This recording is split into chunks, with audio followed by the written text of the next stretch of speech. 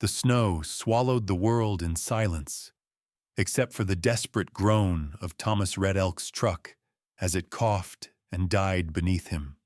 Steam hissed from under the hood, curling up into the gray Montana sky like a spirit leaving a body. He gripped the steering wheel until his knuckles went white.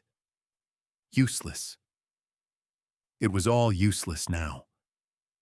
The sawmill loomed ahead like the skeleton of something that had mattered once.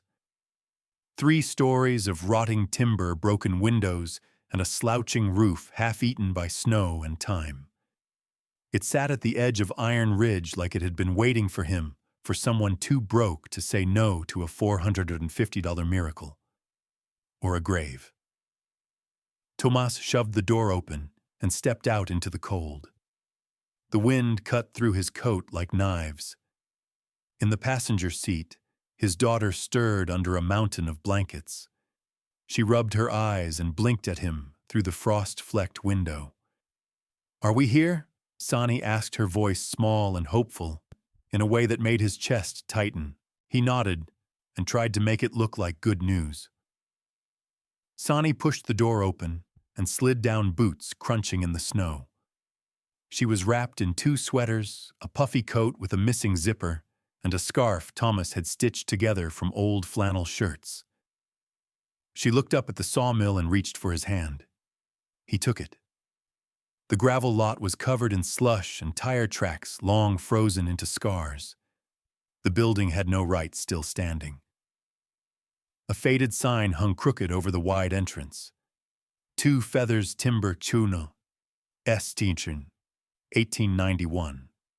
The letters were barely legible beneath layers of grime and moss, but the name hit like a stone in Thomas's stomach. 2 Feathers. The man who'd built this place from nothing, who had owned half the valley back when timber was gold. He was a legend in stories, especially tribal ones, the kind you didn't talk about unless you meant to wake something. Tomas pulled the brass key from his coat pocket. The bank clerk had handed it to him with a look that said, "God help you," but no one else had been in line to buy the place. Not when rent was overdue. Not when your job ended with the first snow and nobody was hiring till spring. He pushed the key into the lock. It turned easily. Too easily. The door opened with a groan that rolled through the empty building like a warning. Inside, the air was stale, thick with sawdust oil and a sour note of something older. The light from the broken windows fell across rusted machines and conveyor belts that hadn't moved in decades. Tomas stepped in first, his boots echoing on the concrete. Sani followed, clutching a box filled with her books and stuffed animals. They walked together across the cold floor, past silent saws and abandoned workbenches. The space swallowed them up. It felt too big, too quiet. Dead, but not empty. "Dad," Sani whispered. "It's really big." "Yeah." He stopped and looked up at the cavernous ceiling, bigger than the trailer. She didn't answer. Her eyes were wide, scanning shadows, fingers tightening around his coat sleeve. He crouched to her level, ignoring the pain in his knees from years of hauling sheetrock and framing joists. "It's just old. Not scary. Old means solid, built to last." Sani gave a little nod, but her lips stayed pressed in a tight line. Since Aylin had left, she'd gotten quieter, more careful. 8 years old and already learned how to brace for disappointment. "We'll set up upstairs," he said. "Out of the draft. There's an office with a big window. Come on." They climbed the metal stairs, which groaned with each step. The second floor was a maze of rooms and broken furniture. One office still had an intact door and windows that faced east, catching what little light the cloudy sky allowed. "This one," Thomas said. He kicked the door open the rest of the way and set his bag down. "Home for now."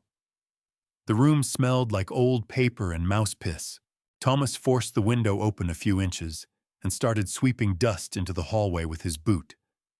They laid out their sleeping bags, unpacked their clothes, and set the camp stove in the corner.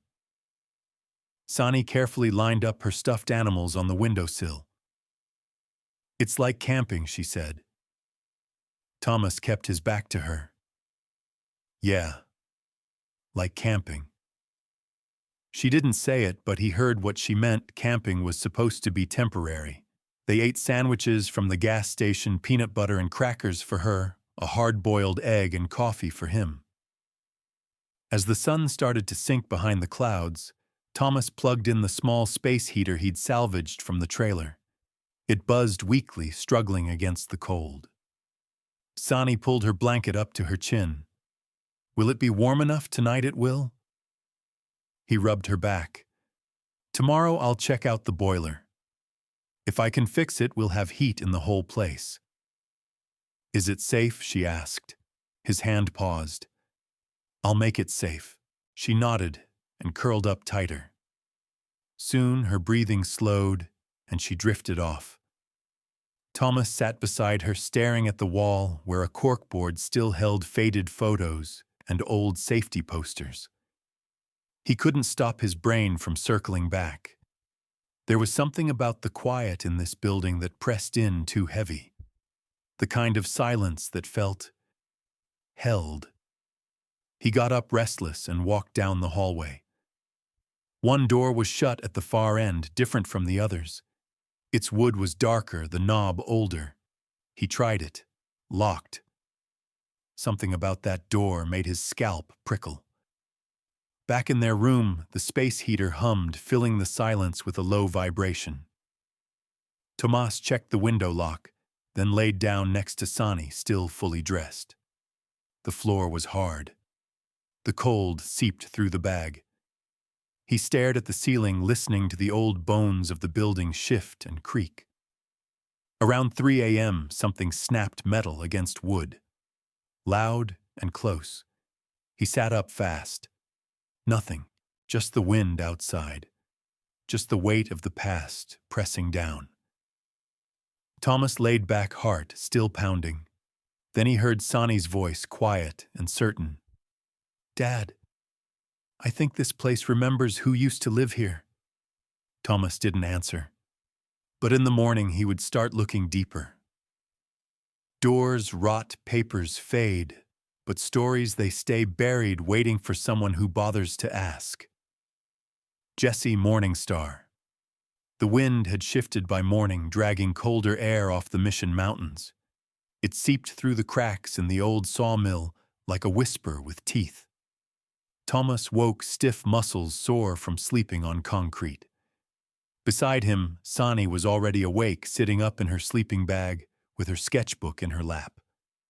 She was drawing again, soft lines and sharp angles building into something only she understood. The space heater had held through most of the night, though the windows still frosted at the edges. He sat up and rubbed his face, trying to shake the fatigue from his bones. Coffee, that was the first priority. Heat second. The place couldn't survive another week without a working boiler. Tomas moved through the old building like a shadow, cautious in his steps. Even in daylight, the sawmill felt watchful. The silence here was thick, interrupted only by the groan of wood and the occasional whine of wind finding its way through warped boards. He didn't know if it was the cold or something else, but he had the feeling that he wasn't alone. He found the break room near the front offices bare bones now. A rusted refrigerator stood like a monolith of bad decisions, the door stuck half open. An old microwave sat on a dented steel table, but he didn't bother trying it. Most of the cabinets had been raided long ago, their drawers dangling open. But in one of the bottom cupboards, behind some mouse-nibbled paper towels, he found a canister of instant coffee. Probably ancient. Didn't matter. He boiled water on the camp stove and poured the gritty mix into his metal mug. The first sip was awful. It burned, going down bitter and stale. But it was hot, and it was something. He leaned against the window and looked out across the snow-covered lot. No signs of life. No tracks but their own. Later that morning, Thomas followed the stairs down into the boiler room. The door groaned open into a long, low corridor that stank of rust and wet earth. Pipes ran like veins along the walls, some still wrapped in yellowing insulation. The air felt damp. He flicked his flashlight on and moved carefully, stepping over collapsed shelves and fallen ceiling tiles. The boiler sat at the far end of the room. Massive, black, silent. Its body was pitted with corrosion and time. Thomas ran a hand along one of the valves, flaking rust to the floor. This thing hadn't worked in years. He took out his notepad and started sketching what he'd need. Pressure gauge replacement valves, probably a new ignition system, if he could even find one that matched. It was a long list, an expensive list, but he could do it. Eventually, if the work came back, if he could stretch the last of their savings. Back upstairs, he found Sanny sitting on the top step, swinging her legs. She looked up, eyes sharp beneath the knit hat she wore crooked. "I heard you down there," she said. "Didn't mean to wake you." "You didn't. I was listening." She turned the page in her sketchbook. "That place down there sounds like it's breathing." Thomas crouched beside her. "It's just the building settling. That's what old wood does when it's cold." She looked at him unconvinced, but didn't argue. That afternoon, Thomas wandered out to the edge of the property to clear his head. The snow crunched beneath his boots. The mill sat behind him like a sleeping animal, half dead, half waiting. He lit a cigarette he'd been saving and let the cold wind bite his face. The sound of a truck engine brought his head up. It was an old Ford Paint, chipped to hell, crawling along the edge of the road like it was unsure of itself. The truck turned into the mill lot and parked. A tall man stepped out. Stocky, older, long black braid hanging down his back under a thick wool hat. He wore an oil-stained denim jacket and carried the quiet authority of someone who didn't need to prove a damn thing. "You Red Elk?" he asked, walking toward Thomas with steady steps. Thomas nodded, wary. "Who's asking names? Jesse Morningstar. Used to work here? Way back. My cousin's boy runs the gas station. He told me someone finally bought this place.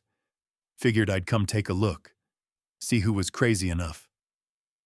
Thomas let out a dry laugh. Desperate enough, more like. Jesse smiled faintly.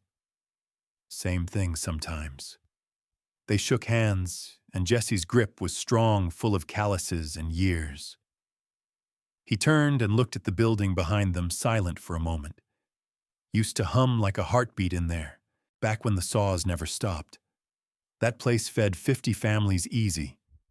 Then Elias died, and his boy ran it into the ground. He glanced at Thomas. "You know the story, just that it went belly up. Nothing beyond that." Jesse nodded slowly. "Elias Two Feathers wasn't just a businessman. He was one of ours. Salish on his mother's side, white on his father's. Smart as hell. Proud. Didn't trust banks. Lot of folks said he buried money on the land. Gold, maybe. Bonds. That's what folks said." Thomas studied him. "You believe it?" "I believe people do strange things when they think the end's coming. Elias died in 43. War years, banks failing, men disappearing. If he wanted to keep his legacy safe, maybe he didn't trust paper." Thomas didn't answer. His chest tightened around the memory of the locked door at the end of the hall. That thick brass key in his hand. The way the door gave without resistance. Jesse looked at him again, slower this time. "This place got a weight to it. You feel it yet, yeah?" "Since we walked in." Jesse nodded like that was the only right answer. "Well, don't rush through it. Doors rot, papers fade, but stories, they stay buried, waiting for someone who bothers to ask." He turned to go, then paused. "That girl of yours, she the one I saw in the window?" "Yeah." "My daughter. Sani. She got eyes like her mother." Thomas swallowed. "No, she's got her own eyes. Too old for 8. Jesse gave a small grunt of understanding and walked back to his truck without saying goodbye. That night, Thomas couldn't sleep. The wind pressed against the walls like it was testing for weakness. The heater buzzed on low, barely keeping the edge off the cold. Sonny shifted in her bag and said, "Dad, yeah? Did the man say someone buried things here?" He hesitated. Maybe. She was quiet for a long moment. Then, if they did, do you think they wanted them found? Thomas didn't have an answer. Not one he could say out loud. In the dark, the old building creaked again. But this time it didn't sound like settling. It sounded like waiting. He built a room no one was meant to find. Sunny red elk. The sky outside was still gray when Sonny disappeared. One moment she was right there, sitting on the floor, drawing as usual, while Thomas worked on clearing the upstairs hallway, and the next, she was gone. No sound, no calling out. Just absence. Thomas dropped the old filing cabinet he'd been wrestling and stood in the silence, heart suddenly loud in his chest. He called her name once, quiet but sharp. Nothing. Sonny. He stepped back toward the office. Her sketchbook was there, open to a half-finished drawing of the mill's front windows, but she was gone. Panic surged, irrational but immediate. He moved down the hall faster now, boots thudding against the warped wooden floor. Sonny, he heard it then. A soft sound, almost a gasp like surprise. It came from the far end of the hallway, past the offices they hadn't opened yet. Tomas followed the sound, hands clenched, heart in his throat. If she'd fallen, if the floor gave way. But when he reached the end of the corridor, she was standing perfectly still in front of the last door. Only it wasn't a door. It was a wall. Sonny, he exhaled, more relief than reprimand. "What the hell, Dad?" she interrupted, eyes wide but calm. It opened. What opened the wall? He stepped closer. She pointed to a spot near waist level where the wood grain curled into a knot darker than the rest. Her palm pressed lightly against it, and the panel shifted with a low click. A section of the wall slid inward, like it had been waiting all these years, revealing a narrow doorway shrouded in dust and shadow. The air spilling out was stale and cold and heavy, with a scent that made Thomas think of forgotten things, old books, dried earth time. "It's a secret door," Sonny whispered, as if speaking too loudly might close it again. Thomas stared at the opening. The edges were seamless, the wood aged to match perfectly. If Sonny hadn't leaned there by chance or instinct, it would have stayed hidden forever. He pulled out his phone and turned on the flashlight. The beam cut into the dark, revealing a room behind the panel roughly 12 feet square. The floor was clean. The air held no rot. This place had been sealed tight. He turned to Sonny. "Stay here." She didn't argue, but her eyes followed him wide with electric curiosity. Tomas stepped inside. The walls were lined with shelves, some stacked with leather-bound books and folders, others empty but clean of dust. A heavy desk sat against the far wall, oak, or maybe something older, deep brown and smooth despite the years. Behind it hung a large framed portrait, a man in his 60s seated, one hand resting on a cane. He wore a dark suit with silver buttons and a turquoise bolo tie. His face was stern but not cruel. Watchful. Beneath the frame, a brass plate read, "Elias Two Feathers, 1867, 1943, founder Two Feathers Timber Co." Tomas stared at the portrait, uneasy under its painted gaze. He felt the weight of it, not just the frame, but the history behind it. The face was the same one he'd seen in articles and old photos at the county clerk's office. The man who built Iron Ridge, whose name still hung in peeling paint above the sawmill. The desk was oddly clean. No layers of dust, no clutter. Only one item sat in the center, a thick leather ledger, its surface worn smooth at the corners. Thomas reached out, hesitating. Something about it felt too deliberate. Like Elias had placed it there not for himself, but for whoever came next. He opened it. The first page was handwritten in tight, slanted script. For the one who finds this, having purchased what others abandoned, you've earned the right to know what they never did. Thomas blinked, then turned the page. Maps, numbers, descriptions, but not blueprints or finances. No, these were directions. Precise measurements from landmarks, trees, stones. Notes on soil depth, container type. Inventory lists, coins, bonds, even old tribal jewelry. Each entry started with a date and ended with a location. The handwriting remained consistent page after page until near the end, where it began to tremble, letters, wobbling, ink faded. Tomas sat down slowly in the desk chair, trying to understand the magnitude of what he was holding. Gold. Hidden. 6 different caches across the mill property. Elias hadn't trusted banks. He'd trusted the land. A knock at the doorframe startled him. Sani stood there hugging her arms. "Can I come in now?" Thomas nodded. She stepped inside and looked around, her gaze landing on the portrait first. She tilted her head. "That's him, isn't it?" "Yeah. He built this place, he did."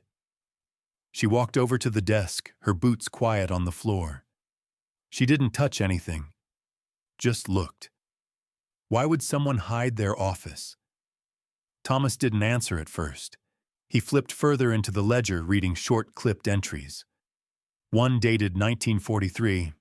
"My son believes this business is his by blood. He has no respect for what built it. He'll sell the bones of it the first chance he gets. I won't let him sell the soul.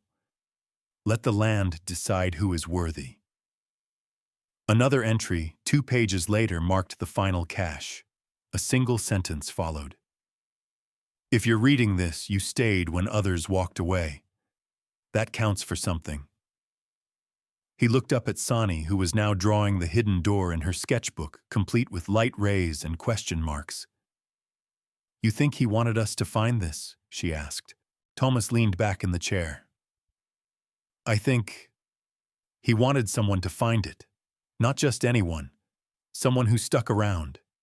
Who saw more than just a crumbling building." Sani paused her drawing. "Are we that someone I don't know?" he said quietly. "But we're here." She finished her sketch and handed it to him. The drawing was simple but sharp, just like her.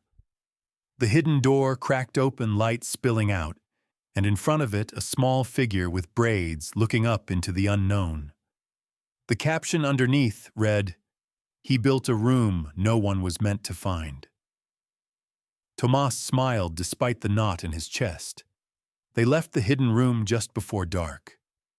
Tomas closed the secret panel, gently testing it to make sure it sealed again. It vanished into the wall, leaving no seam, no trace. Back in their makeshift room, Sani curled into her sleeping bag without needing to be told. The air was colder tonight, and the heater struggled. Thomas sat beside her, the ledger tucked beneath his arm. His hands still trembled slightly, not from the cold, but from knowing the world had just shifted under his feet. He opened to the first map again. A landmark called the Eastern Marker Stone. 12 feet due north, 4 feet deep. A soft voice broke the silence. "Are we going to look?" Sani asked. He looked down at her. "Yeah," he said. "Tomorrow." And he meant it. The land keeps its promises quietly. Thomas read elk. The shovel hit something solid. Thomas dropped to one knee and brushed the dirt away with his gloved hand, breath fogging in the crisp morning air. The frost-bitten ground had been stubborn all morning, frozen in spots and dense with roots. His back ached, and his fingers had gone numb more than once. But now, something waited just beneath the surface. He looked over his shoulder. Sani was standing a few feet back, watching closely, holding her sketchbook like a shield. "Stone?" she asked. "Feels like it," he said, pushing back the last clump of dirt. A flat slab of granite emerged from the earth about 2 feet wide and carved with a faded E in the corner. Elias's eastern marker, just like the ledger said. Thomas let out a long breath. "We found it." Sani stepped forward, crouching beside him. Her cheeks were red, and her breath came in short bursts. She traced the edge of the stone with her mittened finger. "It's so quiet here," she whispered. Thomas nodded, glancing around the clearing. The marker was set behind the mill's rear lot, nestled under a ridge of pine trees and mostly hidden from view. Snow had covered this part of the property for years, and no one had bothered to explore it. Not until now. He stood, muscles tight from the cold, and wiped sweat from his brow. 12 feet north, he said, pointing in the direction. 4 feet down. He got back to digging. Each strike of the shovel echoed in the stillness. No birds, no wind, just the steady scrape of metal against frozen soil. Time felt thick out here. Heavy, like the ground itself was waiting to see what they'd do. After about 20 minutes, the shovel thunked again, this time not against stone. Metal. Thomas dropped to his knees and started clearing it with his hands. Dirt packed under his fingernails, biting cold into his skin, but he didn't stop. A rusted metal box emerged, roughly the size of a shoebox, iron handles on each side. The lock had long since corroded. He hesitated, then pried the lid open with the shovel's edge.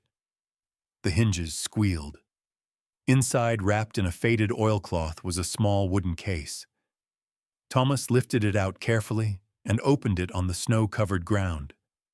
Gold coins glinted in the pale light. U.S. double eagles marked 1904. At least a dozen of them. Beneath the coins, a stack of old bearer bonds, and under that, a folded piece of paper, yellowed but intact. He picked it up and unfolded it. "You stayed. You listened. You didn't look away. This is the first of many." ETF. Thomas sat back on his heels, staring at the paper. The words burned into him, not just for what they said, but because they rang so true it made his throat tighten. He didn't hear Sani move closer until she leaned into him. "Is that real gold?" she asked. "Looks like it," he said softly. And the paper, a message. From Elias. She reached out and touched the edge of the coin. He really buried it here, just like in the book. Thomas nodded, but his mind was already racing. This wasn't just money. It was proof. Proof that Elias had done exactly what the ledger claimed, and that this land held more than old machines and broken windows. It held something sacred, something waiting for someone who didn't run. He looked around again. The trees stood tall and silent. The sky had cleared slightly, letting through narrow shafts of light. The land felt still, but not dead. Not anymore. He wrapped the coins and bonds back in the cloth and placed them in his pack. As he stood, he met Sani's eyes. "We keep this quiet," he said. She nodded. "Even from Jesse for now." They hiked back to the mill in silence. Tomas's mind felt loud. His boots crunched through the snow, but his thoughts moved faster than his feet, spinning through possibilities, warnings, temptations. By the time they reached the building, the clouds had thickened again. Snow threatened overhead. Inside, the space felt different now. Not warmer exactly, but less empty. Thomas locked the pack in a drawer upstairs, and then sat at the desk in the hidden office. The portrait of Elias Two Feathers watched from the wall as if judging his every move. He opened the ledger and flipped through the pages again. There were 5 more entries like the one they'd followed. 5 more caches, each one marked with cryptic landmarks and short notes. One read simply, "The stump that split under winter's first axe." Another, "Above the floodline." Below, "Regret." Thomas leaned back in the chair and rubbed his eyes. He felt the pull of it now. Not greed, but gravity. A sense that this wasn't just about money. It was about judgment, about being tested.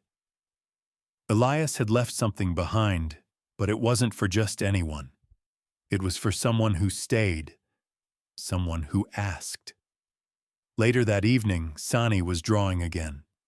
She sat by the window, feet wrapped in a blanket, sketching the marker stone and the box as she remembered it. She didn't speak, but Thomas watched her pencil move, steady sure. "Why do you think he did it?" she asked suddenly, not looking up. "Elias." She nodded. Thomas thought about it. Maybe he knew his son would sell everything. Maybe he wanted the land to decide who got to keep something. Like a test, kind of. Sani finished her sketch, then turned the page. "Do you think there's more?" Thomas met her eyes. "There is." She smiled faintly. "Then we should find it." He didn't answer right away, but her certainty pressed against something inside him, a pressure point he hadn't realized was sore. The kind of belief you can't fake. The kind you see in children before the world explains how not to trust it. As the wind picked up again and the heater hummed in the corner, Thomas unfolded the map that led to the next marker. It was inside the mill's boundaries this time, beneath the old loading dock. An easier dig. Maybe. He turned the page in the ledger and found a brief final entry under the second location. "Not all treasure is gold. Some is truth waiting for someone with the guts to hold it." Tomas closed the book and looked at the closed door to the hidden office. Outside, snow began to fall again, slow, steady flakes that settled over Iron Ridge like a fresh layer of time. He sat in silence, listening to the wind press against the building. The land had kept its promise. Now it was his turn. "You own the deed, Mr. Red Elk, but some things go deeper than paper." Maya, 2 feathers. The knock came just after noon, sharp and sure, not like someone asking, but someone expecting to be let in. Tomas wiped grease from his hands and crossed the sawmill floor, stepping around coils of pipe and toolboxes. He'd spent the morning elbow deep in the boiler room, again trying to coax heat into the frozen skeleton of the building. Still no fire, but progress. Maybe.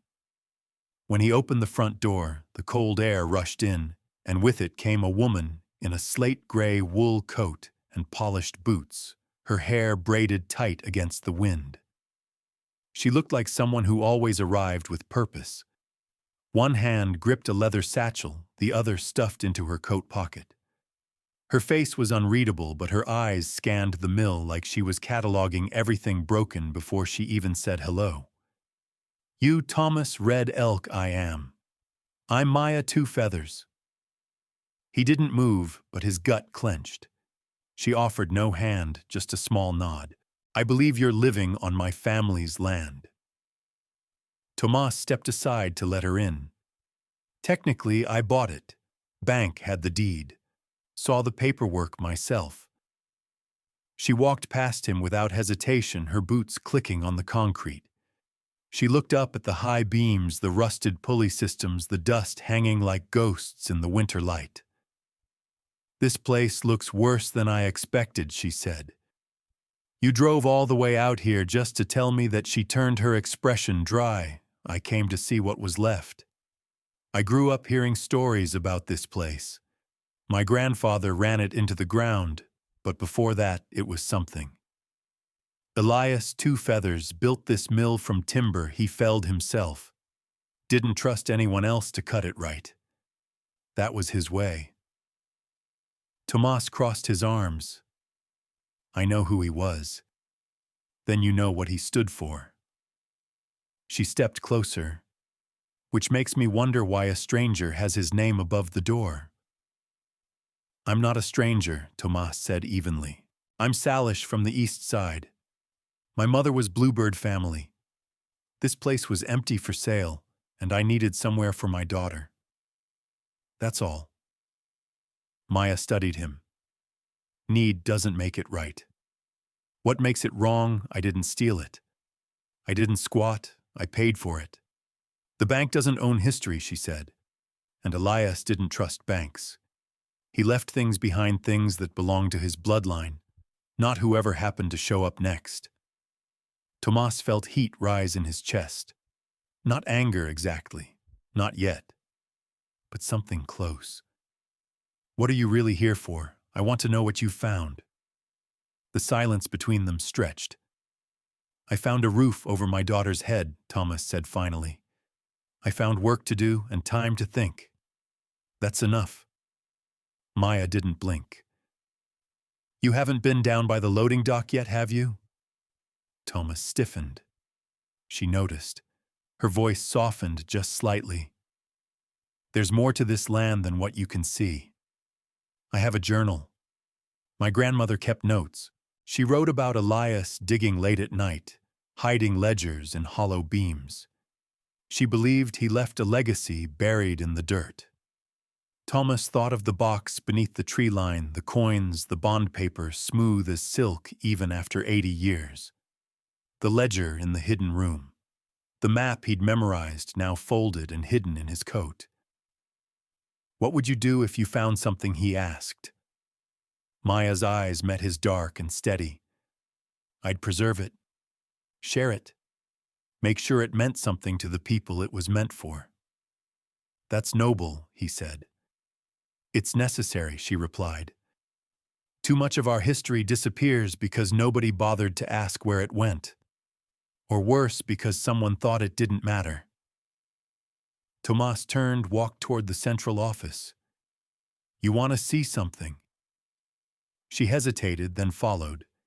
He unlocked the side room and led her upstairs the narrow hallway stretching with shadows. At the far end, the panel was still closed. He pressed the knot in the wood. The door clicked open.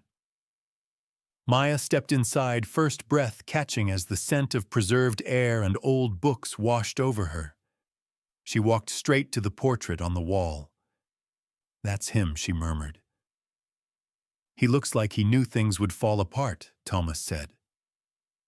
She moved to the desk and ran her fingers over the worn leather of the ledger. You read it some? Did you find the first one? Thomas didn't answer. Maya opened the book to the middle, running her hand gently over the ink. She stopped on a passage and read aloud. Not all treasure is gold.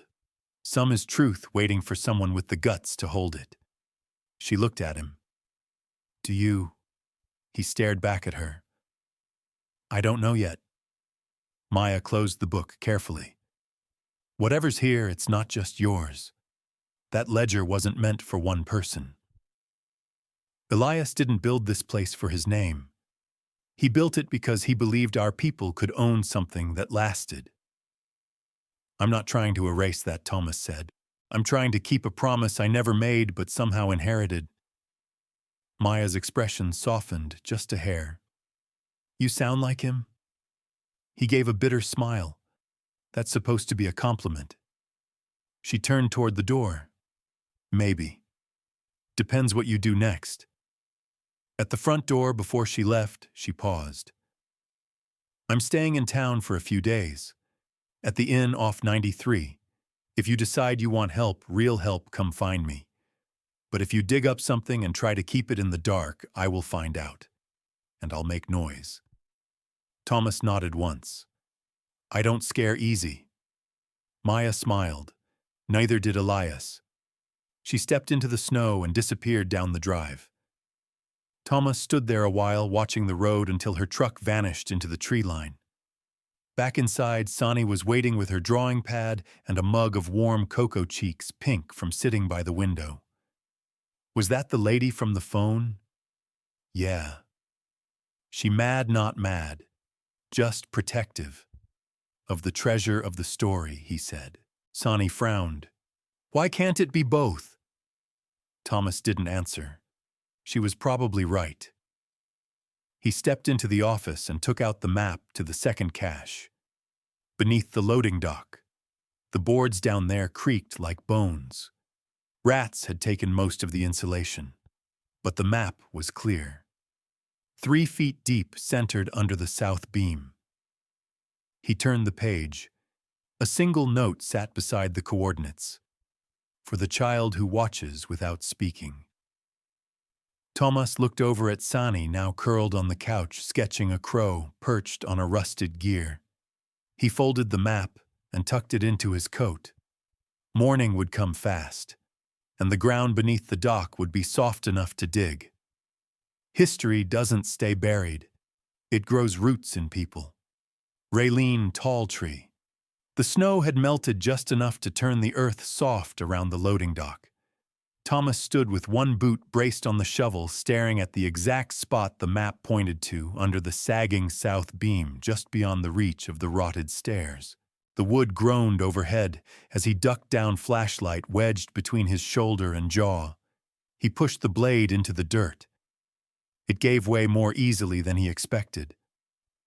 After the third scoop, the air shifted cooler, denser, like the earth was exhaling. It took him 20 minutes to hit metal. He crouched and scraped the dirt away with his hands. This box was smaller than the first square and made of thick cedar edges blackened with time. No lock, no hinges. Just a simple lid, tight but not sealed. He pried it open. Inside, wrapped in oilcloth, were 3 objects. The first was a leather pouch filled with gold coins, not as many as the first find, but enough to weigh heavy. The second was a bundle of old deeds, yellowed paper, signed by Elias Two Feathers himself, giving temporary land use to 6 different tribal families during the Depression. The third was a sketch folded once and brittle with age. Tomas held the drawing to the light. A child sat on a hillside staring across a valley. No face, no signature, just the shape of longing captured in charcoal. He exhaled slow. For the child who watches without speaking. His mind drifted to Sani, her quiet eyes always noticing, always drawing. He ran a finger across the edge of the sketch heart, aching with something he couldn't name. Back upstairs, Sani was feeding the fire. She looked up as he entered and wiped her hands on her sweater. "You found it." Thomas nodded and handed her the drawing. "Looks like it's meant for you." She studied it for a long time, head tilted. "He saw people, huh? Not just numbers." "Yeah." He saw them. There was a knock at the side door. Not sharp like Maya's, but slow. Friendly. Thomas answered and found himself face to face with a woman he'd never met. Mid-50s, copper hair, streaked gray, wrapped in a sheepskin coat that had seen its share of hard winters. Her boots were caked in dried clay. She held a canvas bag slung over one shoulder and a clipboard in the other. "You're Red Elk, yeah. I'm Raylene Talltree. I head the community cooperative over in Camas. Heard from Jesse that someone's finally breathing life into this old place. Figured it was time to come see." Thomas stepped aside. "You always visit strangers unannounced." She smiled. "Only the ones with potential." Raylene walked inside without hesitation, eyes scanning every corner like she'd once known it all intimately. Her fingers grazed the nearest beam, pausing on an old carved pattern half hidden beneath the layers of grime. "My grandfather helped lay that beam," she said, "back when this place fed half the valley. Not with money. With meaning." Thomas raised an eyebrow. "And now it feeds rumors. And rust." She turned to him. "But folks are talking. You stirred something by showing up, even more by staying. I didn't plan to stir anything." "No one does," she said. "But history doesn't stay buried. It grows roots in people, in buildings. You can tear down a wall, but the story still echoes."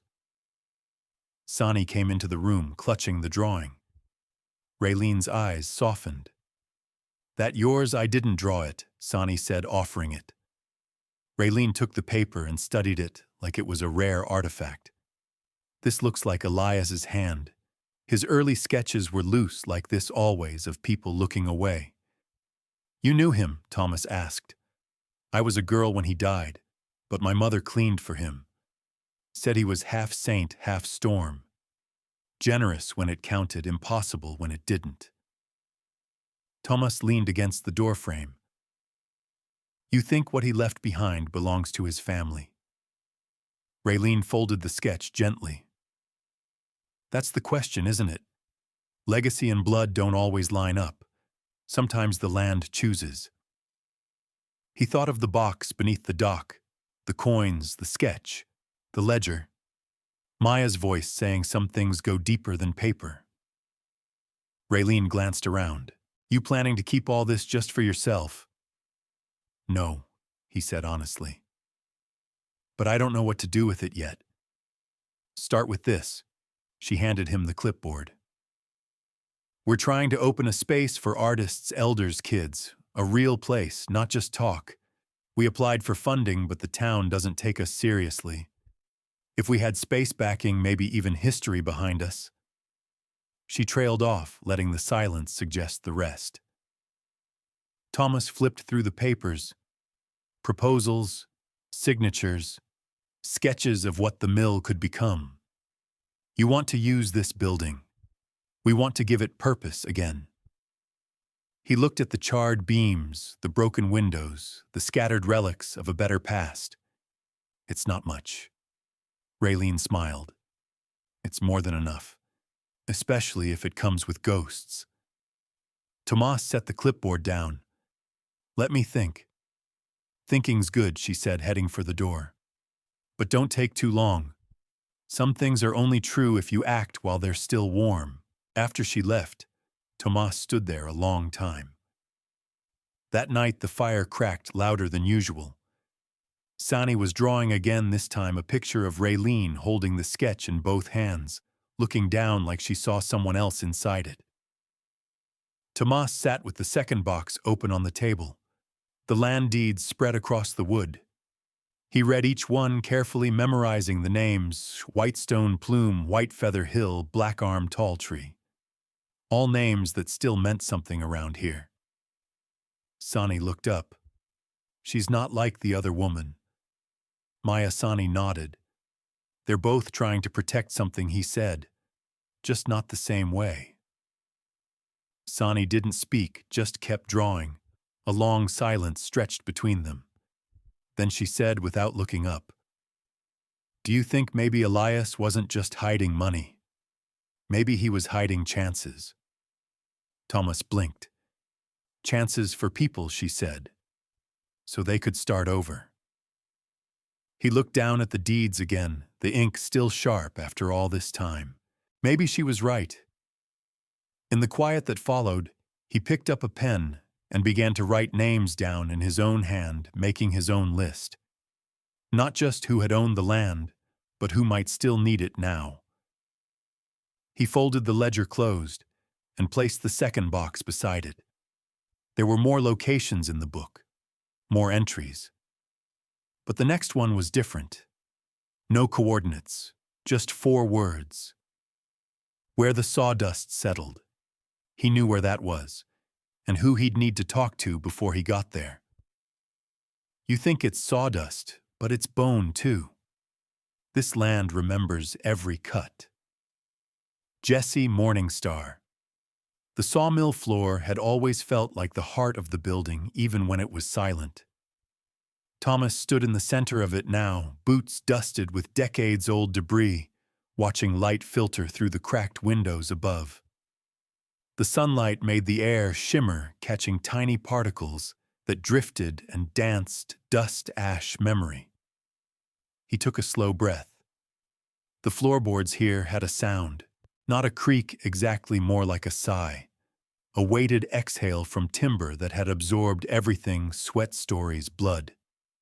It had been the center of production, the place where logs were stripped of their bark and spun into boards. Hundreds of men had worked here. Some had died here. And the ledger said this was where something had been left. where the sawdust settled. He glanced at the rough sketch in his hand, Elias's own drawn in bold strokes. It showed the mill floor from the overhead trusses to the main cutter belt. A small X had been marked just behind the control station, where the old feed line would have dumped fresh cuts. Tomas stepped carefully over a rusted chain, then knelt and tapped the floorboards where the X pointed. Hollow. He didn't need a shovel this time, just a crowbar and patience. The board groaned as he lifted it. Underneath in the cavity between joists was a tin box the size of a bread loaf. It was darker than the last two, charred in places, burned but intact. He pulled it out and laid it on the concrete floor. The metal was cool in his hands, but the moment he opened it, a rush of heat prickled down his arms. Inside, beneath folded layers of waxed cloth, was a journal, different from the ledger, smaller with pages edged in soot, and resting on top of it, a tiny bundle of feathers tied with red thread. Raven feathers. He picked them up, careful not to disturb the thread. They were brittle but perfectly preserved. A symbol. He didn't know what it meant yet, but he would. He turned to the first page of the journal. They won't remember what we built here, but they'll feel it in the wind that moves through these walls. We cut more than wood. We carved out something from nothing. Tomas flipped slowly through the pages. This was Elias's voice again, but more personal. Wounds laid bare. One entry read like a confession. I tried to teach my son what mattered. He learned profit instead. I tried to build a home for all of us. He saw lumber and turned it to ledger lines. My hands built this mill. His hands burned it down from the inside. Tomas's throat tightened. The more he read, the more the image of Elias became less of a myth and more of a man, flawed, stubborn, grieving a family that had unraveled in front of him. The last few pages were dated weeks before Elias died.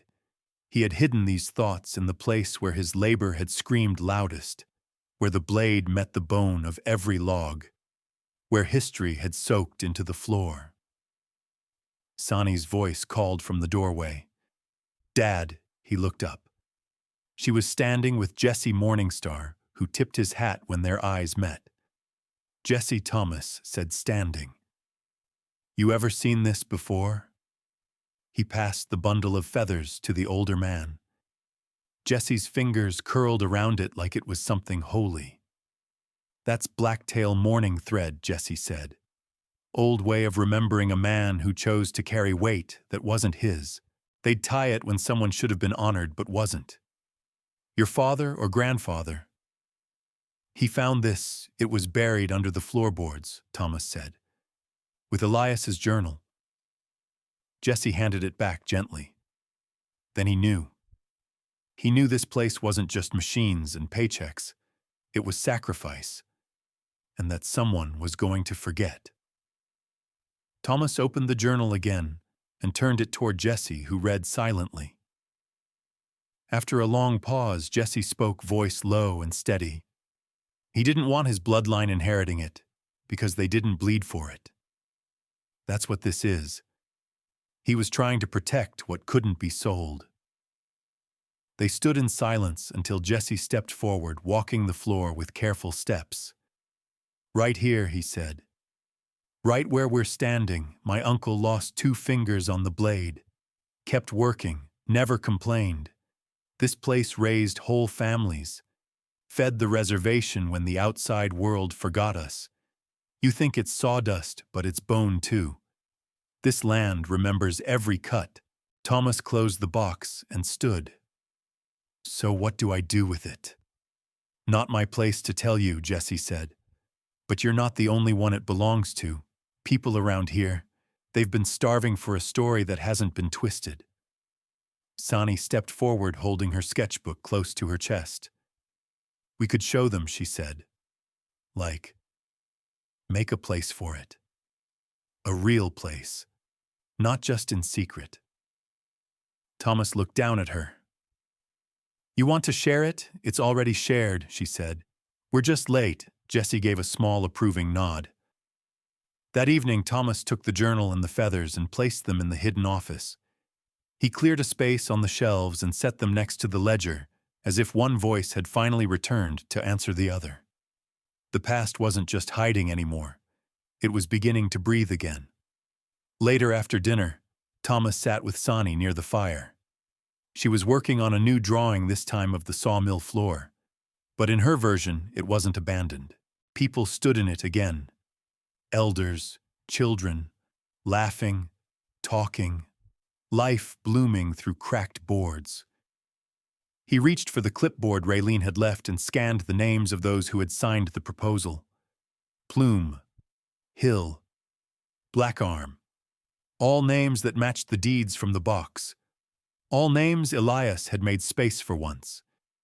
He flipped to the back and scrawled his own name across the support line. Thomas Red Elk.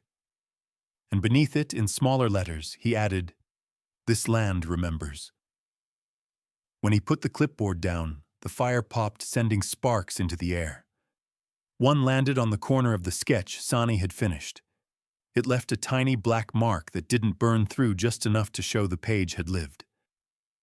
Outside, the wind pressed against the walls like an old friend returning. Inside, the bones of the sawmill creaked, but not from emptiness. From memory. You found his secrets. I found his silence. Let's not pretend they weigh the same. Maya, 2 feathers. The knock at the door was colder this time. Not sharp, not angry, just quiet, like someone who'd already made up their mind. Thomas opened it and found Maya, 2 feathers, standing there again, but this time she wasn't alone. A tall man with the same sharp cheekbones and measured stare stood behind her. His suit was pressed. His hands were empty. But his presence felt like something waiting to be claimed. "This is my brother Devin," Maya said. "He's here on behalf of our family." Tomas stepped aside. Inside, the tension moved in like fog, thick, slow, and impossible to ignore. Sani looked up from the floor where she'd been coloring beside the stove, and then slipped silently upstairs with her sketchbook, sensing something grown up and fragile in the air. Devin stayed near the door, but Maya walked straight into the hidden office like she owned it. "You kept the ledger where you found it," she said, nodding toward the shelf. "It wasn't mine to move," Thomas replied. "No," she agreed. "But that never stopped people before." Devin cleared his throat. "Let's not play games. We came to talk about what you're sitting on." "I'm not sitting on anything," Thomas said. "I'm living on it." Maya turned. "Don't twist words. You found at least 2 caches, maybe more. Gold, documents, history. You've read the ledger, you've followed the trail. I have. And yet you didn't call us. I didn't think I needed to." Devin stepped forward now. "It's not a question of need. It's a question of rightful ownership." Thomas met his eyes. "Then why didn't your family come back for it in the last 80 years? Devin's jaw tightened. Maya placed a hand on her brother's arm, a silent check. "I grew up hearing stories about this place," she said, her voice cooler now. "But they were fragments, whispers. Elias didn't leave explanations, only consequences. My father resented this land, resented the silence it passed down. While you were digging up gold, I was digging through his bitterness." Tomas said nothing. "You found his secrets," she continued. "I found his silence. Let's not pretend they weigh the same." Tomas walked to the shelf and opened the journal. He didn't trust his own blood. He wrote that. Over and over. Said the legacy he built wasn't meant for people who would sell it off to the highest bidder. "And who decided you wouldn't?" Devin snapped. Thomas didn't flinch. "Because I stayed. When it was falling apart. When it wasn't worth anything." "You think that earns you ownership?" Devin asked. "Loyalty to decay," no, Thomas said. but it means I listened. To the land. To the people. That has to count for something. Maya walked to the desk and laid her hand on the ledger but didn't open it. You're not wrong. And you're not entirely right either. Elias tried to split himself in half between legacy and bloodline, and all he left was confusion. What you found, it's not just treasure, it's pain, and people deserve to know what they were denied. I've shared it, Thomas said. Raylene's seen it. Jesse. People who lived here worked here. We're trying to build something from it, something lasting. Devon scoffed. You mean that dusty co-op proposal, artists and elders in a sawmill that barely has heat? That's your idea of legacy. Thomas stepped forward. It's better than letting it rot under lawyers and infighting? Maya studied him for a long moment. You really believe this place chose you? No, he said. But I believe it remembers who chooses it. Silence spread again, this time slower, heavier. Devon spoke, voice low. We could take this to court. You could, Thomas agreed. And you'd get the deed back. Maybe even the land. But not the trust. Not the story. That belongs to everyone Elias wrote about. The ones he gave shelter to. The ones he left deeds for. The ones whose names he carved into this place with every nail. Maya finally sat down, her expression unreadable. You're willing to work with us, she asked. If you're here to build, not just reclaim. Devon opened his mouth, but Maya raised a hand, silencing him. Then we'll stay, she said. But if we find out you've been hiding anything else, you won't, Thomas interrupted. I've opened every box I've found, and I've shared what matters. She stood. Then it's time to show the others. They left with a promise to return.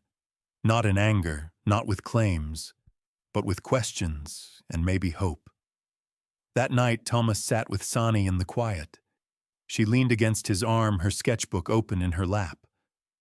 Are they going to take it away? She asked. I don't know, he said honestly. But we found it first. Sometimes finding something doesn't mean owning it, he said.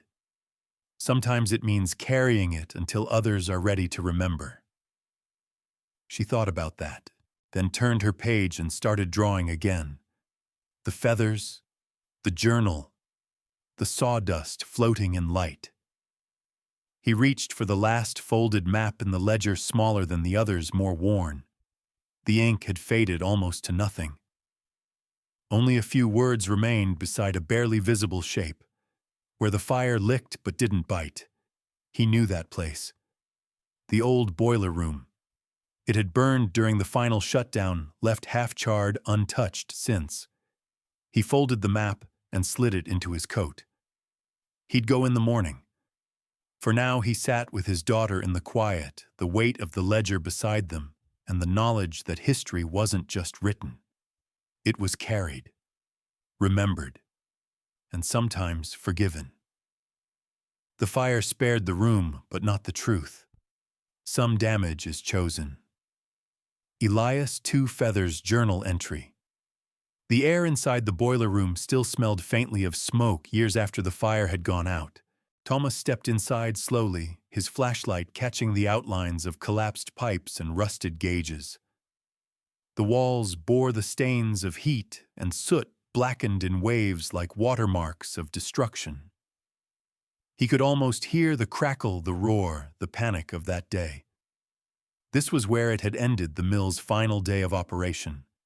A spark in the old furnace. No one was hurt, but the fire had been enough to shut everything down. Officially, it had been ruled an accident, but Elias's journal told a different story.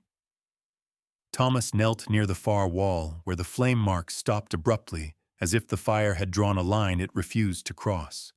He pressed his palm against the cinder block. It felt cooler here, the air still.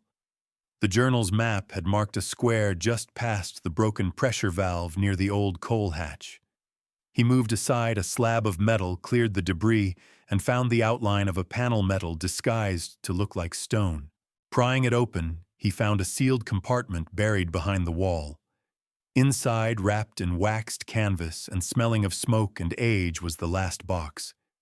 It was different from the others, hand-carved cedar and bone inlaid with simple geometric designs. On top sat a folded page, brittle but legible. The fire spared the room, but not the truth. Some damage is chosen.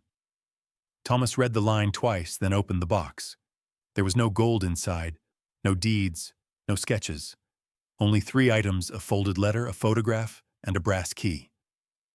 The photograph was old, curled at the corners. It showed a young Elias standing beside a woman Thomas had never seen before. She was holding a baby. Behind them stood the sawmill, clean and whole. He turned the photo over. Eve and Asa, 1932. He never knew. Thomas unfolded the letter next. The handwriting was unsteady ink, faded in places.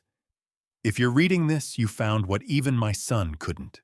I buried this not because I feared theft, but because I feared silence. My son Ephraim took what he wanted from the land, and none of what mattered. He never knew about Eve, about Osa. I had 2 families, 2 homes. One I buried in shame, the other in fire. This key unlocks what I could not say. Go to the cabin near Black Bear Ridge. Look for the stone shaped like a crooked tooth. Beneath it, you'll find what I couldn't leave behind. Thomas stared at the key for a long moment, its metal cool in his palm. He tucked the letter and photo into his coat and headed back through the mill, footsteps echoing louder than before. Outside, snow had started again, slow, silent flakes drifting down like ash. When he returned to the main room, Maya and Devin were already there. "You were in the boiler room," Maya said, arms crossed. Thomas didn't answer right away. He set the box gently on the table. "I found this," he said. Devin stepped forward but didn't touch it. Maya did. Her fingers trembled slightly as she lifted the photo. "Who's this woman?" she asked. "Her name was Eve," Thomas said. "That's their son. Asa, your half-brother." Maya's face hardened. He had a whole other family, he buried it. Out of guilt or fear, or maybe both. Devin shook his head. "That's convenient." Tomas passed him the letter. Devin read it twice before setting it down. "This changes everything," he muttered. Maya's voice was quieter now. "No, it explains everything." She looked at Tomas. "Are they alive? I don't know. The letter's old, but the cabin might still be there. I know the ridge he's talking about." "We'll go with you," Devin said. "No," Tomas replied. "I'll go first. If there's something there, I'll bring it back." Devin stepped toward him. "You expect us to trust you now?" Thomas didn't blink. "No, but I expect you to see that this story's bigger than any one of us." Maya studied him for a long moment, then nodded once. "Go. But if you lie, I won't." He left before the conversation could spiral further. By early afternoon, Thomas had packed a small bag, filled the truck's tank, and made sure Sonny was with Raylene for the night. He kissed her forehead and told her he'd be back before morning. She didn't ask why. She just hugged him tight as if she already knew the weight he carried. The road to Black Bear Ridge was narrow and winding, half hidden beneath packed snow and overgrown trees. By the time he reached the ridge, the sun was already dipping low. He parked just off the path and hiked the rest of the way in. The crooked tooth stone was exactly where Elias had said, jagged, bent, leaning slightly westward, as if watching the forest. Thomas dug beneath it until his fingers hit another box smaller than the last. Inside were 2 things, a worn, leather-bound notebook and a ring. He opened the notebook first. The pages were filled with drawings, Eve's, not Elias's, sketches of Asa as a child of the cabin of the mill from afar. Each page was dated. Some had small notes in the margins, fragments of poetry prayers, questions left unanswered. The ring was silver etched with a raven feather. Thomas closed the box and sat back against the stone. The cold bit through his coat, but he didn't care. Elias hadn't just hidden wealth. He'd hidden a wound, a fracture in the story no one had ever tried to heal. Until now. He stayed there until the sky turned to slate and the trees whispered with wind. When he returned to the mill late that night, Maya was waiting in the main room, alone. He handed her the notebook and the ring. "This is all that's left," he said. She opened the book slowly, flipping through pages with trembling hands. When she reached the final sketch, a drawing of Elias older standing alone beside the mill, her shoulders shook once. Then again. She didn't speak for a long time. When she finally did, it was a whisper. "He never came back for them." "No," Thomas said. But he never stopped remembering. Maya closed the book and looked up at him. "We tell it all," she said. "No edits, no shame. We will." They stood there in the silence, the weight of generations resting quietly between them. There's more than one kind of inheritance. The land gives the people remember and the truth. The truth decides who stays. Raylene Talltree. By mid-morning, the mill buzzed like it hadn't in years. The snow had lightened overnight, and patches of frozen ground crunched beneath the boots of elders, youth, and a few curious neighbors who'd heard that something was finally happening. Not just rumors this time, something real. Tomas stood on the front steps with Raylene beside him, her gloved hands gripping a stack of flyers and her eyes scanning the growing crowd with the same intensity she used when watching weather move in. "It's not a grand opening," she reminded him. "It's a conversation. Don't go polishing your speech too much." "I don't have a speech," Thomas said. "Even better," she replied, and handed the stack to Sani, who was already weaving between people, tucking flyers into pockets and smiling at strangers like they were old friends.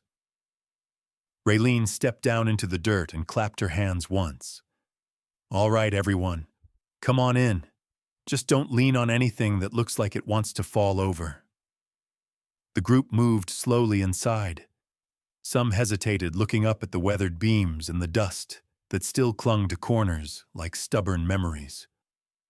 Others entered, as if stepping into sacred ground. Tomas watched them take it in the new support beams, the repaired stairwell, the corner wall, where Sani's sketches had been framed and mounted like stained glass. Dozens of small moments captured in pencil hands at work, shadows through slats, birds nesting in forgotten rafters. Beauty stitched into ruin. The central table held the heart of it all. The 3 boxes, the ledger, the journal, the photo of Eve and Asa, the ring, the letters. Each item resting on soft fabric, labeled and placed without fanfare. Nothing behind glass. Nothing out of reach. Devon stood near the back, arms crossed, watching the room like a skeptic at a sermon. Maya moved among the people, answering quiet questions, translating the past with a historian's precision and a granddaughter's ache. Tomas joined her near the journal display. "They're listening," she said. He followed her gaze. 2 teens were reading the letter from Elias out loud to each other, pausing between lines like they didn't want to miss a single word. "More than I expected," he admitted. "You told the truth. That's louder than gold." At noon, Raylene called everyone into the main clearing between the rafters and raised her voice above the quiet murmur. "I don't want to waste your time with politics," she said. "Just truth." She pointed to the boxes behind her. "What you see here isn't just old paper and good intentions. It's proof that someone tried to do right. That mistakes were made. That what we lost doesn't have to stay lost." She gestured toward Thomas. This man didn't just uncover history. He carried it, and he didn't have to. The land gave it to him, and he chose to share it. Not because it was owed, but because it was right. Maya stepped forward. Elias Two Feathers was a man who split his life in half and spent the rest of it trying to stitch it back together.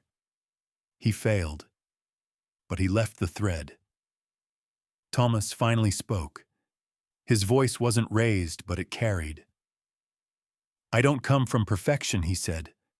"I come from working hands, from silence, from making do.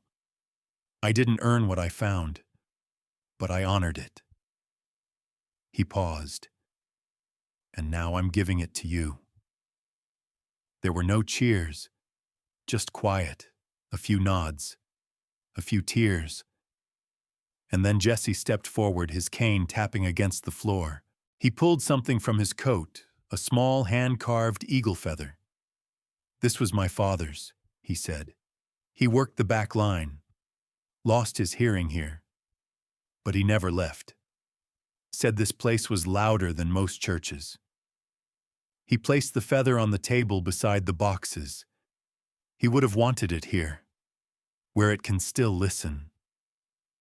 One by one, others stepped forward. An old woman offered a pocket knife from her grandfather's toolbox. A boy placed a photo of his great-aunt, who used to pack lunches for the saw crew. Raylene added a piece of bark carved with a lightning strike. "Found it the day after Elias passed," she said. "Didn't know why I kept it. Now I do." The table became an altar, not to a man, not even to a place, but to memory, to story, to resilience. Later, when the room had emptied and the snow had started again, Maya sat near the fire while Thomas cleaned up. "This is the start," she said. He looked at her. Of what? Of telling it all, with nothing left in the dark. Thomas nodded. "You think your family will let it go now?" "The deed, the ownership they already have," she said.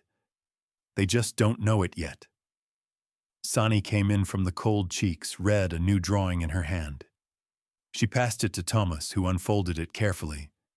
It was the mill, but not as it was.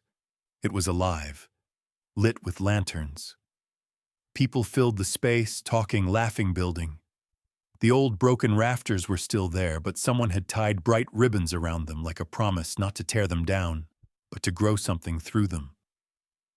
Thomas looked at his daughter. "Did you make this today?" She shook her head. "Last week. I just didn't show anyone." He smiled. "It's perfect." "No," she said. "It's almost." He laughed and pulled her close. Raylene poked her head in from the back. "More people coming tomorrow. Word's spreading. I hope you're ready." Thomas met her eyes. "We've been ready. We just didn't know it." That night, after the fire died low, Thomas stepped outside alone. The snow was falling steady, covering the footprints, the tire tracks, the noise of the day. But he knew beneath it all the foundation had changed. Not the concrete. The story. He looked up at the mill's nameplate, still scorched from the fire long ago.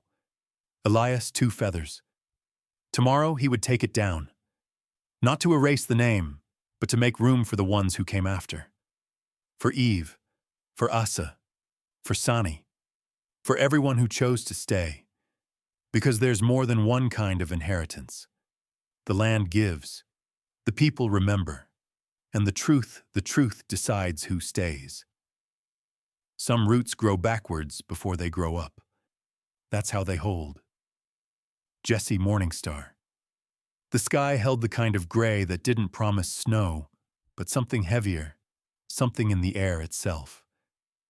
Thomas stood outside the mill with his sleeves rolled and the nameplate resting across his forearms. The letters were burned too deep to ever forget, even if he sanded the wood clean. He wasn't erasing Elias Two Feathers. He was making space beside him. The new sign leaned against the wall, the Long Memory Collective. Sani had helped carve it, her fingertips still lined with splinters from the soft pine they'd chosen. Underneath the title were smaller etched names: Elias, Eve, Asa, and every family from the original land deeds. Tomas lifted the old plate one last time. He brushed his thumb across the name, then stepped back and passed it to Maya, who waited nearby with a wool blanket draped over her shoulders. "You sure he asked?" She nodded.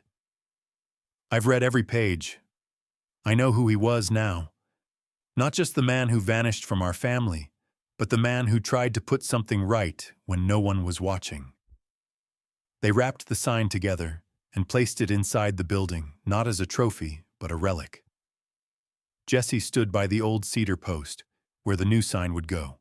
His gloved hands braced the ladder as Thomas climbed and mounted the new wood against the frame. Each screw he turned felt like threading a needle through time. When he climbed down, Jesse looked him over with quiet approval. "Some roots grow backwards before they grow up," the elder said. "That's how they hold." They stood together in silence, watching the light hit the new letters. Inside, the room had transformed. What began as a quiet showcase had become a living, breathing archive. Young people sat with elders' notepads, open recorders on. Raylene had recruited students from the community college to gather oral histories. She said memory wasn't enough if no one kept it warm. Maya sat near the hearth with a stack of letters from Eve's notebook, translating passages with a reverence that slowed time. Devin, quieter these days, managed repairs with 2 local carpenters who used to work at a nearby paper mill. Thomas returned to the office in the back, the hidden room that once kept secrets. Now its walls bore prints of Sani's sketches and a growing mural of reclaimed lumber painted in soft earth tones. Raylene called it the timeline of things that weren't supposed to be forgotten. He opened the drawer and took out the ring, the one Eve had left in the last box. He turned it over in his fingers and placed it beside the original ledger, now kept in a display case under soft light.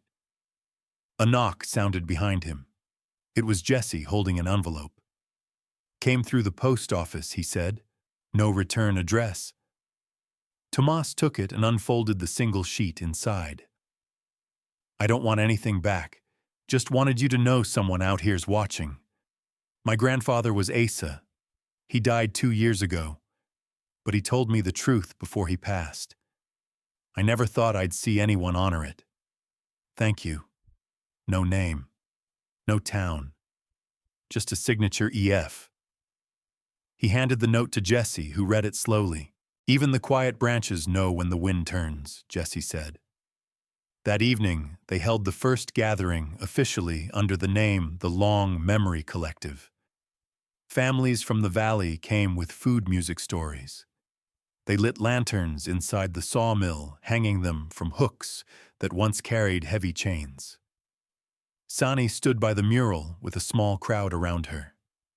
She spoke shyly, but clearly explaining how each sketch connected to a part of the journal or the land deeds. Tomas watched her speak and felt something settle in his chest. Not pride exactly, but recognition. Like the moment when silence finally makes room for a voice. Raylene made her way through the crowd, clipboard in hand, collecting new names for volunteers.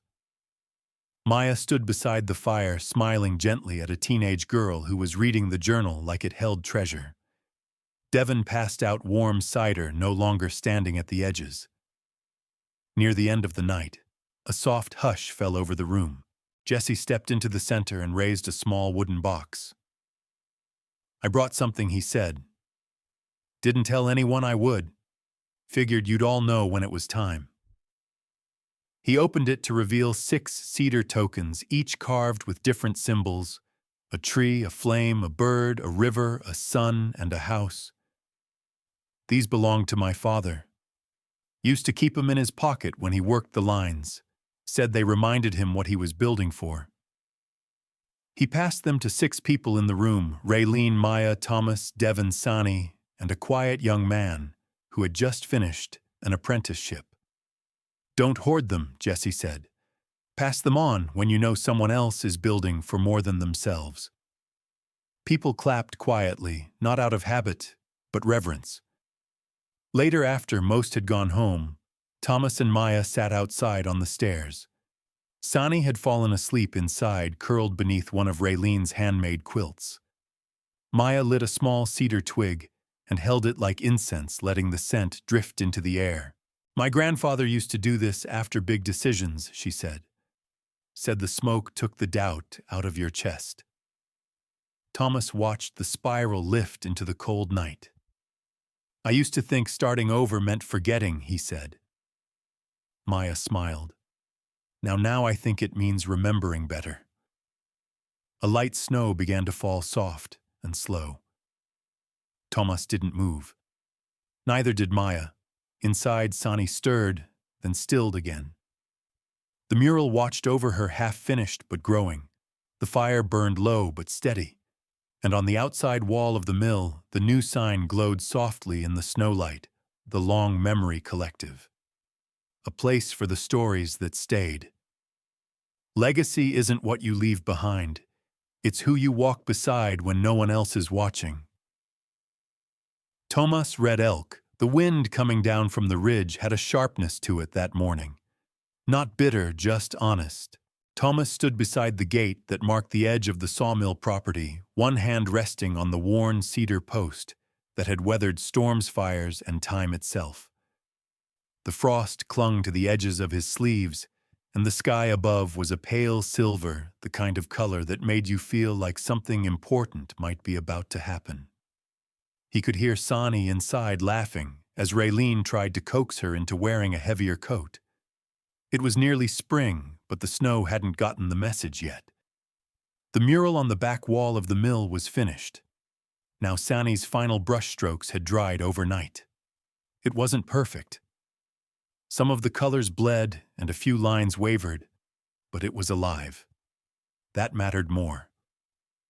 It told the whole story: Elias at the mill's founding, Eve and Asa in the meadow beyond the ridge, Devon's cautious return, Maya with a bundle of letters, Thomas with a shovel, and Sani with her sketchbook wide open. Faces faded into trees, and trees stretched up into sky. It was all memory and motion. Behind him he heard the crunch of tires on snow. A white truck pulled up slowly, its front bumper dusted with salt. A woman stepped out, mid-30s, wrapped in a canvas jacket, her black braids streaked with frost. She looked nervous. You, Thomas? She asked. He nodded. That's me. She extended a gloved hand. I'm Eliza Freeman. He blinked. EF, she smiled, unsure. My grandfather was Asa. My dad never wanted anything to do with any of this. Said the past was heavy enough. But Grandpa told me things before he passed. Told me someone might be looking. He gestured toward the open door. You came at the right time. Inside, the stove crackled and the smell of cedar and fresh bread wrapped around them. Sani looked up, eyes curious. Maya turned from her seat and froze when she saw the visitor. Eliza, Maya asked, voice careful. Yes, she said. Your cousin. They looked at each other, a moment too long for strangers, a moment too warm to be anything but blood. Then Maya stepped forward and wrapped Eliza in an embrace that didn't ask for permission. Raylene wiped her hands on her apron. Well, she said. Now it's official. Later that afternoon they gathered in the old conference room. The long table was worn but polished, covered in maps, deeds, letters, and a thick binder labeled Restoration Phase 2. Devon stood at the far end, reviewing blueprints. This is where the second wing will go, he said, pointing. Workshops, community spaces, and he turned a page, affordable artist housing, just like we planned. Eliza leaned in. And there's room for more. There has to be, Thomas said. If we're doing this right, it keeps growing. Jessie sat near the fire, nodding quietly. A place that remembers always has room. That evening, Sani asked if she could light the lanterns. The tradition had started small, just a handful of old iron lamps hung from the beams during gatherings. Now they'd become symbols, memory made visible. Every family had donated one. Each lantern carried initials scratched into its base. Some had ribbons. One had a blue stone pressed into its crown. Sani lit each flame with care, pausing between each one like a prayer. When she reached the last, she whispered something and then stepped back. The room glowed like it had its own heartbeat. People arrived with songs and stories. Some brought instruments. Others just brought silence and the willingness to listen. No one asked for proof anymore. They didn't need it.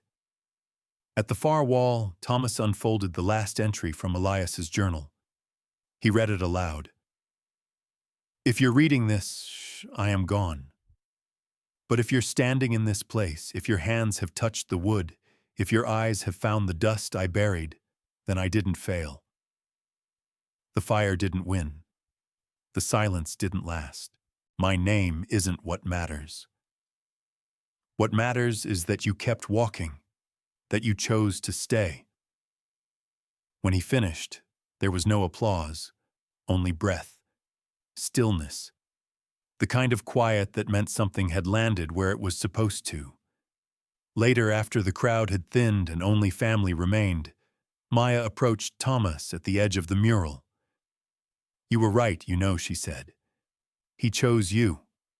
Maybe not by name, but by action. Thomas looked at the painted image of himself with a shovel in hand. I didn't come here to inherit anything. You didn't, she said. You came to repair it. Outside, the wind had calmed. The stars broke through like cracks in the dark. Sani slipped her hand into her father's. You think it'll last? She asked. He looked down at her. I think we'll keep it alive. That's not the same. He smiled. It's better. They stepped out onto the porch, watching the lanterns sway. Eliza stood near the sign, tracing the carved letters of the Long Memory Collective with her gloved fingers. Devon passed her a mug of tea.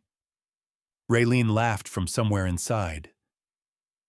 Jessie dozed near the fire. It wasn't perfect. The roof still leaked in the far corner. One heater rattled like it was haunted, and someone had used too much salt in the stew, but it was whole. It was rooted, and it was theirs.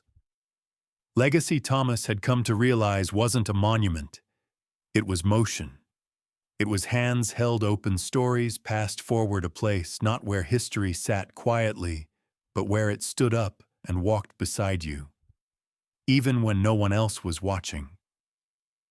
The educational lesson learned from this story is that legacy isn't something we leave behind. It's something we live through in the quiet choices we make and the people we choose to carry forward with us. The past can't always be repaired, but it can be honored, reshaped, and shared. Even old places and old wounds can grow new roots when we listen with care and build with others in mind.